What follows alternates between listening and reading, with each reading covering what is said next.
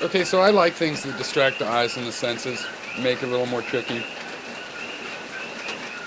So here's some sort of ideas about writing, things that I like in writing. Okay, first of all, and you notice we talk about points. People have a point.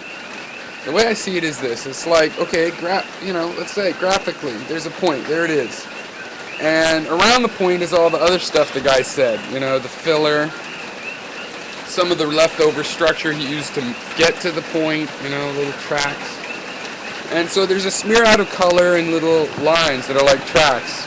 And I can get my thing really wet if I'm not careful. And so, okay, where was I? So there's the point, yeah.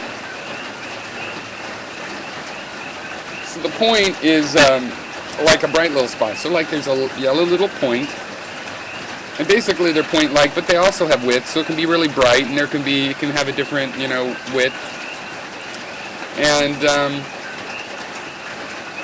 around it there's a more smeared out pattern. Now some people, their eyesight isn't good enough to, like the background pattern is too faint. It just doesn't rise, it's not bright enough for their attention to notice. And then, so they have like dim vision. They don't see those subtleties. And then other people see them, but they still don't really pay attention to them. It's kind of just like, it's just the background. They think of it all as one. They don't look at all the structure in it. But I do, and I see the structure. So this is one reason I don't see why you actually have to have points. You don't have to have points, you can just have structure. And that's the cool kind of patterns that I like, and graphically, so why not? I happen to like them in the spoken word and in the written word as well. Now, I can resolve this stuff well enough to notice that the masters of literature are what they are, is they're experts in this. They're experts in, like they'll have a point. I mean, they often are experts in having a point. You can follow their plots point to point. And that's your path, from beacon to beacon, from point to point, through their story. But then really, the real point, the real purpose of their story is the landscape that you end up traveling through, the part that doesn't have points. And that has to be there for the masters, because we all sense it, and it can be made bright enough so that even the people with dim vision can catch glimpses of the trees and the valleys and things around them.